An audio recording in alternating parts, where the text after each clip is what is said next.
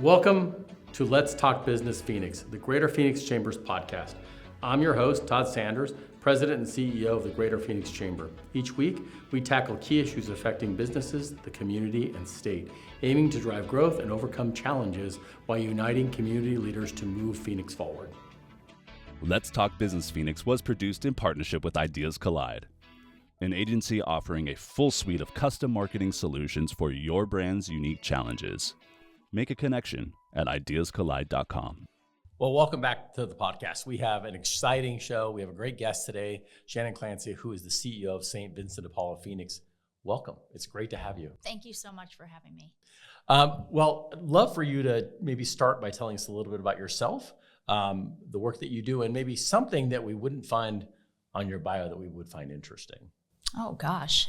Well, I am the CEO at St. Vincent de Paul, so grateful for that role. I've been in it a little over 2 years, but I've actually been at St. Vincent de Paul for a little bit back and forth because maybe you might not know, I have 4 kids. Okay. And so a little bit back and forth in those years, right, as you're trying to juggle those things, but have been at St. Vincent de Paul for a really long time. So have been part of the growth of the organization and really had that opportunity to see the amazing people and work that goes on there.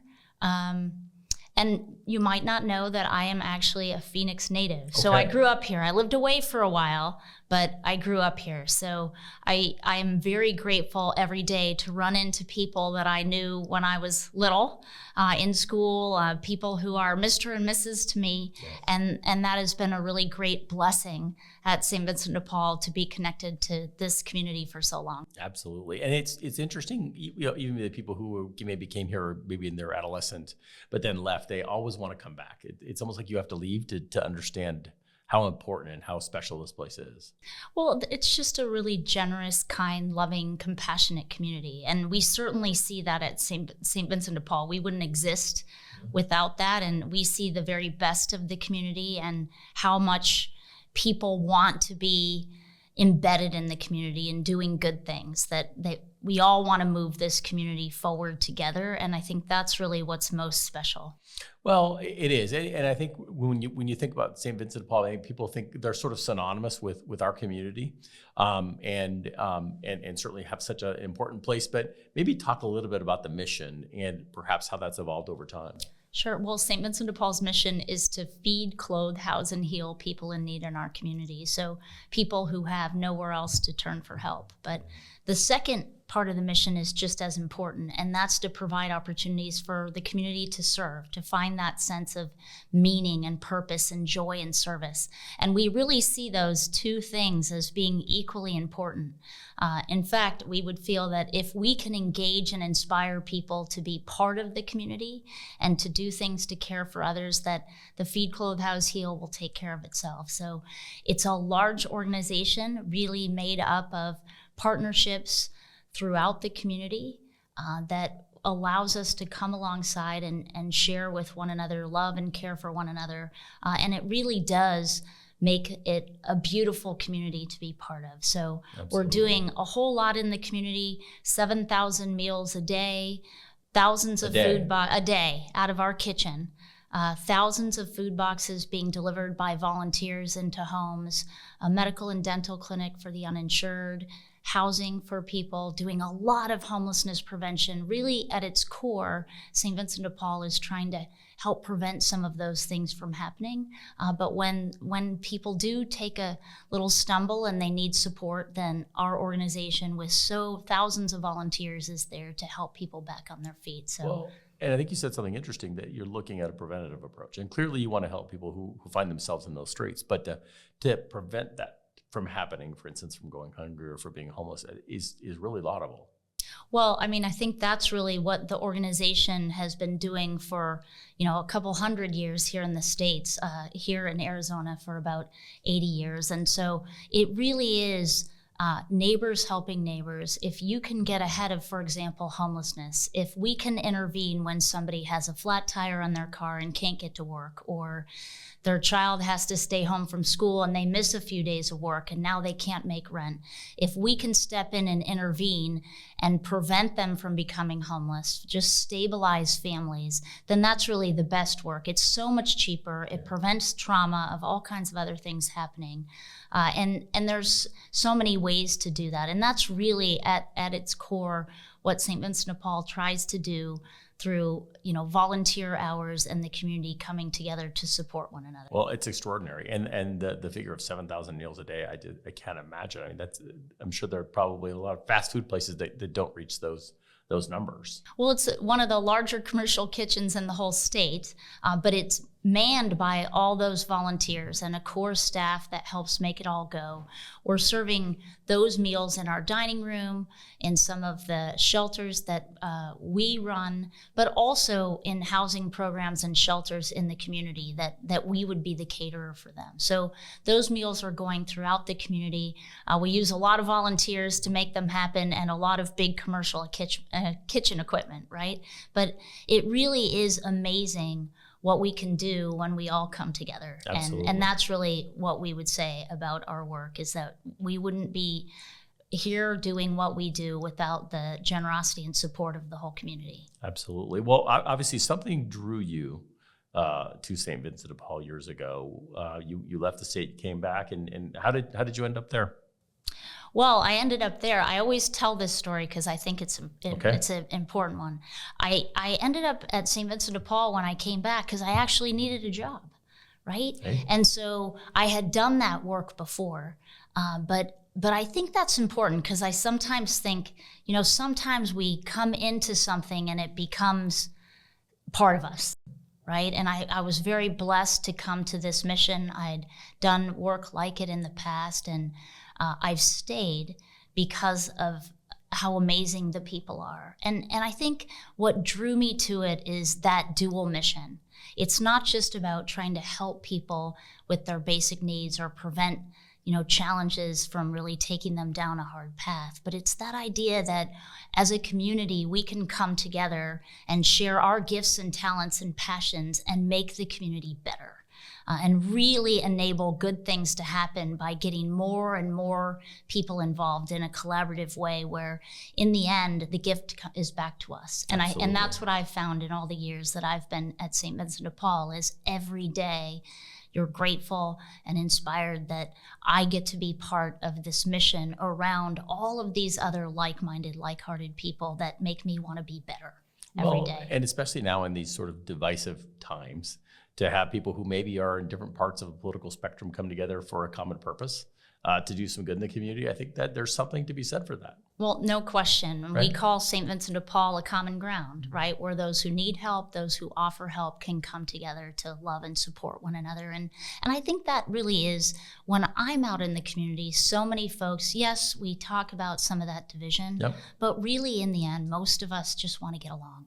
Absolutely. We want to be able to find a place where we can care for one another and be in a place where other people inspire us to be the very best versions of ourselves. And so I always tell people, if it's hard for you out there, just come to St. Vincent de Paul, because you won't be there for a few minutes, but you just are inspired and filled with joy at so many good people doing amazing things for one another every day. Come out feeling much better. Oh my goodness, you're a better person when you leave, including me. Yeah. And that's what I think keeps people around for a long time. We have so many folks who've been volunteering for years, for decades, serving their neighbors.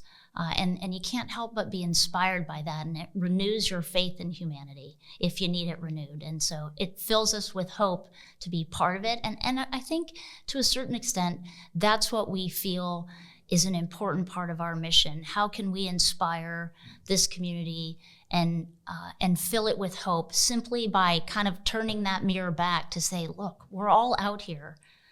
And so many people want to do good things and engage as many as we can. Well, that's that dual purpose approach that you have. That I think that's the secret sauce. It is the secret sauce. So, given what you're doing and what you've done, it's no surprise that you were the 2024 ATHENA for the public sector. Congratulations. Thank you. You're certainly in a cadre of incredible women, and not only this year, but in the history of the ATHENA program. What does that mean to you? Obviously I was so honored and grateful and touched, and you're right. It is an amazing group of women over the years and the fellow nominees this year. And so I'm very, very grateful and humbled. But I also feel in a place like St. Vincent de Paul, you see the versions of Athenas every day.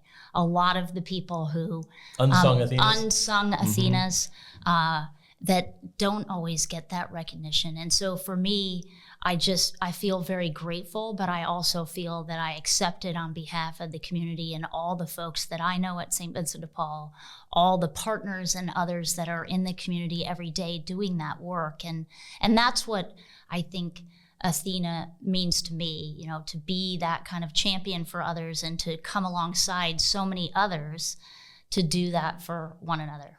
Well, January is National Mentoring Month, Mentorship Month, and clearly that's a big part of the ATHENA program. How do you encourage others to become a mentor and to get involved in the lives of others? Well, I think so often we think maybe it has to be formal kinds of mentoring, and certainly those exist, and those are opportunities to either on the mentoring side or when you're the mentee to be able to be brought together with somebody that can help you move forward. But I think so many of my mentors, both as a mentor and a mentee, have been informal. And what I think I've realized, I know that there's many mentors that I've had that probably didn't know that I was watching, right? I hear you. And you're behaving and doing things out in the community, and it influences people. And so being that kind of role model and recognizing on a leadership side that people are watching all the time, and we lead by our actions, we lead by our words, we lead by what we do in the community and how we treat people. And so I would just encourage people to always be looking for those role models, whether it's formal or informal. And I think sometimes, as people are building our careers, whatever that looks like, most important for me, I think I've found, is if you're truly trying to help somebody, whether it's your boss or your boss's boss or somebody in another part of the organization, those things pay off. If you're going to help the company move forward, the organization move forward, if you truly care about people and want the best for them, then that attracts you to other mentors. It also attracts other people to you who want to be able to work and serve and live in that way. So thinking about somebody that's getting started in her or his career and thinking about, wow, I'd really like to have a mentor, but I don't know where to start, what would you say? Well, I think they're all around. So they can be watching internally, whether or not it's formal. But I also think sometimes we have to be bold and ask. And it could be as simple as, could I sit down? I've had people recently, including after the ATHENA Award. I was at the award ceremony. Would I be able to come and just talk with you and learn more about your pathway and some of the things that I might be thinking about? And so I hope that we're always open to those kinds of conversations, that we recognize that if you're at the other end of your career and have been around a while, I've certainly benefited from a lot of those conversations over the years. I hope that we will always be willing to have them, because we're going to be in a teaching and learning no matter who. And I learned just as much from those conversations from younger people earlier in the career. So maybe that would be my advice, is to recognize that if we come to the table and we're learning from one another, that it's not one-sided, that all relationships are back and forth. And I learn just as much as I share in any of those conversations, and I'm grateful for them, and then usually inspired by how amazing people are and the talent and the passion that they have. And that then comes back and fires me back up. Right? So those conversations are always good, and encourage people to reach out and to be bold and recognize that you're giving someone an opportunity to share what some of the experiences that they've had. Well, and you're right. It is an extraordinary process, especially when you start to see results. Sure. And with all Right. the talent out there. You mentioned food insecurity. You mentioned homelessness. What are some of the biggest challenges out there right now? And what are you doing to address them? Certainly, we are addressing homelessness, we're addressing hunger and poverty. And I think some of the challenges right now, we certainly see that growing homelessness in our community, so much caused by rapid housing prices that just went up and priced a lot of people out. And all of those cost of living as that increase, that really impacts a lot of people. And so many people in our community are just, we talk about one paycheck away. A lot of people are just, the margins are even smaller. And so one thing happens and it sends them in a direction that's really hard to course correct. So St. Vincent de Paul does prevention work, whether that is intervening with a rent payment or utility payment, when somebody just has had a short-term issue and just really needs that help to stay in their home. And we have a medical and dental clinic for uninsured. Health reasons can be some of the reasons why people struggle. So a lot of homelessness prevention. We're also doing more responding to homelessness in terms of, especially in transitional housing, giving people a place to stay, to get back on their feet. And we've had a lot of success because of the broad nature of our mission to surround people with the services that they need. And those things are certainly issues in our community that we're trying to address. But the second one, if I'll go over to the other side of our mission, I think that we also have this opportunity to address people's despair, or this sense of loneliness or isolation, or that it's divisive, that people can't get along, that we can't move forward. And maybe that is the more pressing issue of our time. In the climate that we've been in, people think things don't work. People can't get along. Nobody knows how to talk to one another anymore. And we would just say at St. Vincent de Paul, that's not what we see. Because when people come to us and they're going to share some time, they're going to share some resources, they're leading with their heart. Right? And they want to come to a place. That's what we hear most often, is that we're sort of tired of that narrative and we want to create a new one. And so that's really part of what we look to in the future, is how can our organization that can be a common ground, bringing people who need help together with people who can offer help. How can we come together and move past all of that and really be the community that wants to care for one another, and creating the kinds of creative opportunities that we need to be able to engage and see something different. As I said, it makes you want to be a better version of yourself when you see the amazing things that people are doing. And so we need to have those messages out there just as much so that we stay in the game, right? And we see good things happening, and that helps us do more of them. Well, I think people need to see that today. They're looking for that in their lives, and to have an opportunity to engage with an organization that's doing it and proves that it's not all what you see or what you hear. That's meaningful. Well, I think too, when we think about some of the challenges, homelessness is a big one, hunger, poverty, those things. We often do focus on the things that aren't working. But I think that's what people should know, is there's so many things that are working, that organizations, public and private, are collaborating in extraordinary ways, but we do need to scale it, right? We need to be able to do more of it in order to get on the other side of some of those challenges, and that's where the whole community can come in, right? If we all just do our piece, we figure out what it is that we're able to share, and we can get engaged and do that together, then we can overcome a lot of those challenges. Absolutely. One of the things that I think, at least from a chamber perspective, that we're always thinking about is this idea that, well, we've always done it that way, and so that's the way we're going to do it. And so you get caught in that loop, and it's tougher to innovate. For you, how do you make sure that you don't fall into that trap and that you are innovating? Well, I think some of it is being faced with that need. Like for us, it's front and center. It's very personal.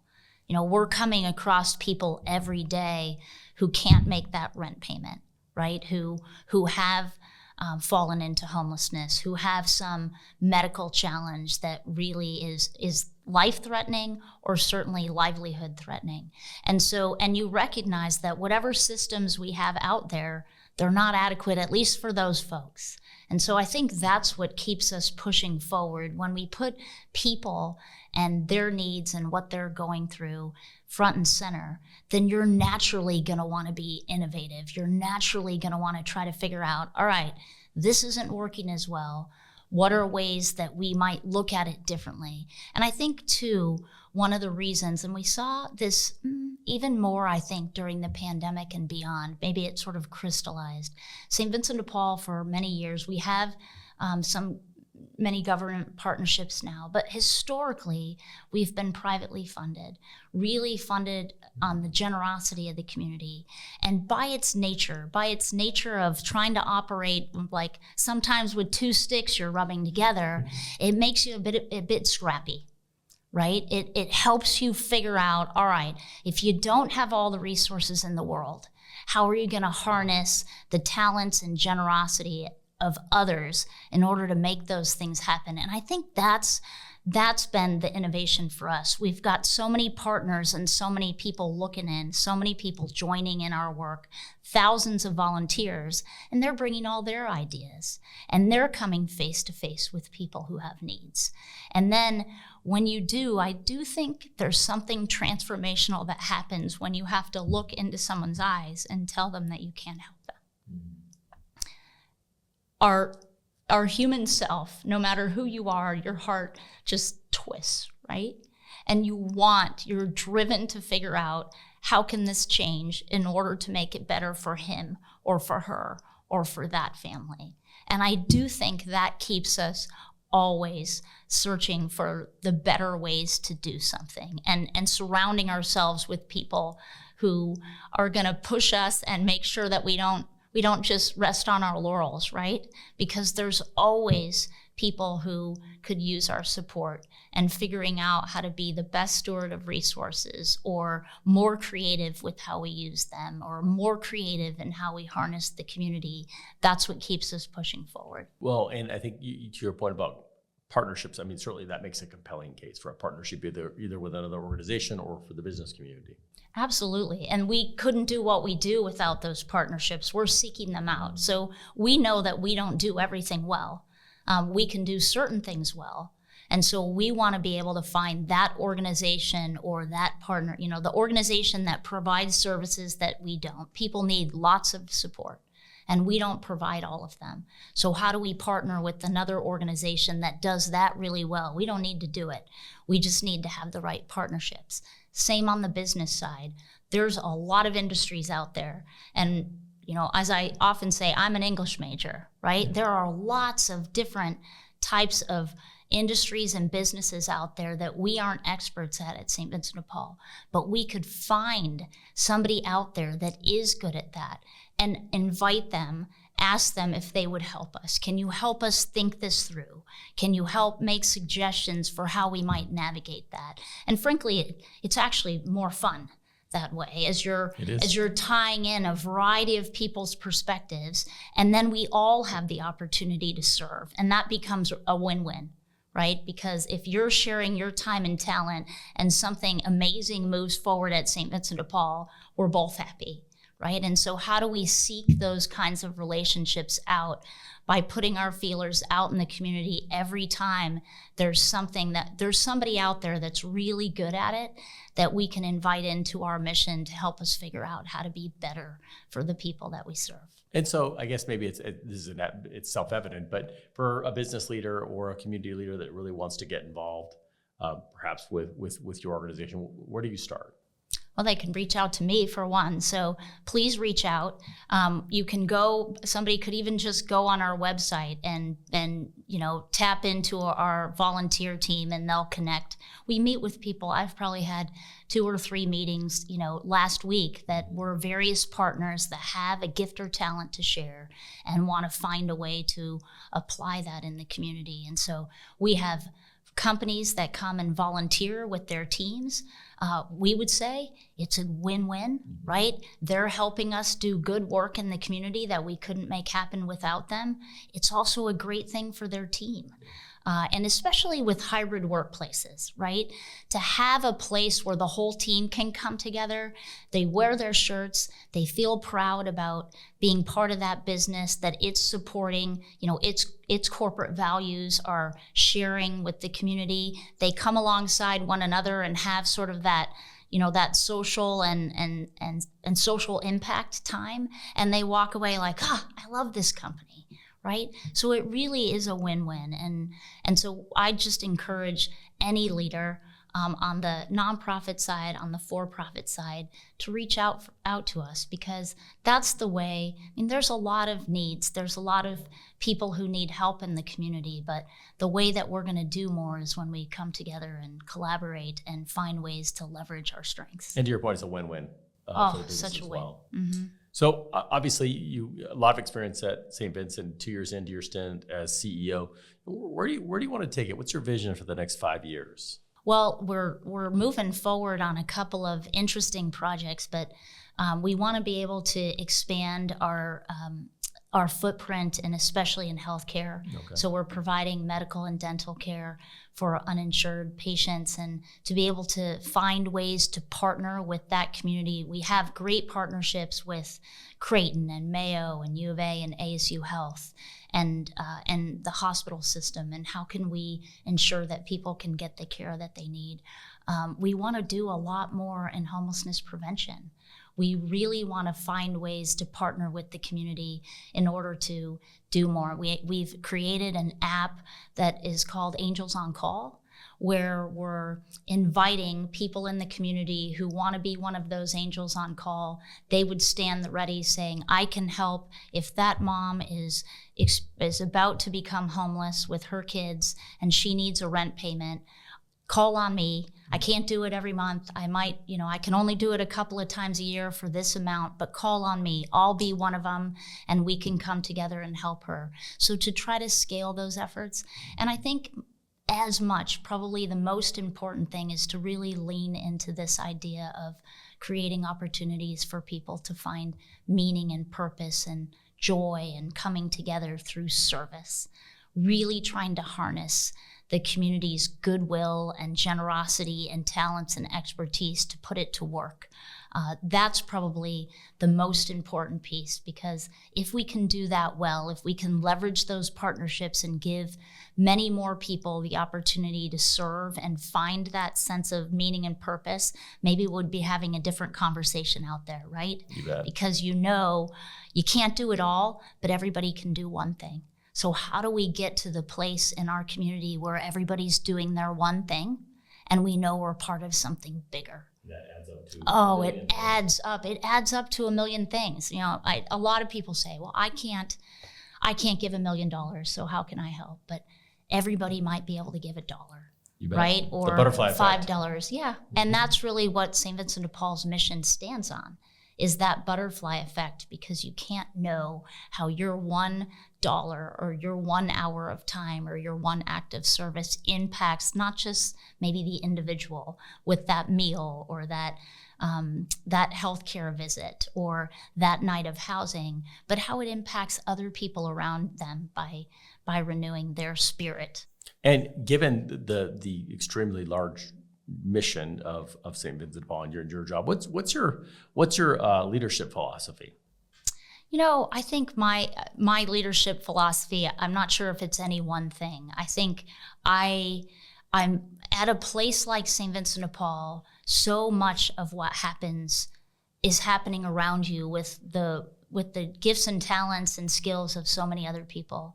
And I think what I've learned from mentors over the years and what I've watched, even when they didn't know I was watching, is that as a leader, I think sometimes you have to size up what's needed at any given time. There are moments where you have to lead from the front and people have to see you, especially when it's hard. When something tough is going on, that's maybe that time that it's more important than ever. There's other times where you come alongside. That's fun for me. I especially enjoy being able to work alongside great people. And then there's some times where you just get out of the way and you let people live out, their skills and talents, and you let them lead and support them from behind. And so, timing. The timing, and I think discerning, and perhaps over time, the longer I'm in a role, that there's more and more and more, except for when it's really needed, there's more and more and more of other people being able to step up so that they have those opportunities in the same way that I did. That's how you build your confidence, right? That's how you, especially in hard moments, when somebody trusts you to go out on that limb, those are the times that we really build the confidence and the skills. And so I certainly had a lot of those moments, and that's something that I think about, really just being able to support people as best I can so they can be the best version of themselves for the mission. Well, it's clearly working. Maybe as we wrap up, and I think the theme really, it seems like for our discussion, really has been this two-part effect of really addressing really big needs in our community, but also sort of healing the community. Any sort of anecdote or story you can share from the recent past that really impacted you and the work that you're doing? Oh my, I have. I'm sure you have a lot. I have stories every day. I'll tell you a little one that just happened on Thanksgiving. Because remember, we're 24/7, 365. So on Thanksgiving, I was out visiting different of our programs because they're all serving meals or taking care of residents or making Thanksgiving happen for people that otherwise wouldn't have it. And I walked into the Washington Street Shelter. That's a program that we run with in collaboration, essentially operate on behalf of the city of Phoenix and Maricopa County. And there's 260 folks there, most of whom have come right off the street, and they're have all the services that they need, and they're trying to get back on their feet and back into permanent housing. And when I walked in, there was a big board, just like an easel. And it had this long piece of paper that, said, on Thanksgiving, we're thankful for. And one of our brand new staff members, she's only been there a month or so, had written the first name and an initial of all 260. It was just in marker. It wasn't fancy. It was in marker, and all the names of all those people were there. It was all alphabetized, and I saw two residents, one in particular, a man that was in a wheelchair. We have a lot of folks who have different needs and disabilities, and that's contributed to their homelessness. And he was looking for his name. So I said, "Oh, can I help you?" His name was Justin, and we found his name, and he got this big smile. And then there was another one who was standing there, and he found his name. And I thought, how simple to see your name for someone who has felt completely disconnected from a family or from society. So many folks that are experiencing homelessness feel that they're invisible and that nobody cares, that they're unseen. And not only was he seen, but his name was on that list. And I thought, amazing for two reasons. One is just to watch the experience and that fulfillment of someone to feel part of a community, to feel part of a family. And I also thought, amazing that this very young staff member, her first job out of college, has thought to put something together that had such a profound impact on the two men that were there at that time. What a blessing. And such an intangible, right? That's 100%. Not the housing. That's not the meal that they had later. That's not any of the other services that are provided at St. Vincent de Paul. But this idea that you can feel seen and heard, that someone knows you, I think that's the most powerful part of St. Vincent de Paul's mission, and it's playing itself out day in and day out all across this community. That's powerful. It is. And touched my heart. To your point, too, about leadership can come from anywhere. She just got there. It can come from anywhere. And that's, I think, why. How do we, as leaders or just as one another out in the community, how do we help people feel seen and heard and known? How do we help people feel loved and valued and have dignity just by the way that we're interacting. And there's so many opportunities every day. So for anybody that's out there listening, right, those opportunities are all around us, and they always come back 100-fold. Well, right? certainly for Justin, right? Oh gosh, absolutely amazing. Well, I want to thank you for not only being here, but for the extraordinary work that you're doing in our community on a daily basis, for obviously those that are in need, but also those of us who can give. Well, thank you. Thanks for the Greater Phoenix Chamber for all the work that you do, and really for giving. That was a community. It was a beautiful event, and it brings community together to celebrate one another, and we need more of that. So thank you so much for the opportunity and for all that you do as well. You bet. Well, we're gonna switch a little bit. We're gonna do a quick lightning round with you. I promise this is easy. First, what was your first job? Oh, my first job really was babysitting my siblings. And in one summer when my mom had surgery, I was the carpool driver. It was pretty much a full-time, I had one of four. It was like a full-time job to drive them around to all the stuff during the summer. It's like, how does she do this? And what did you every day? learn?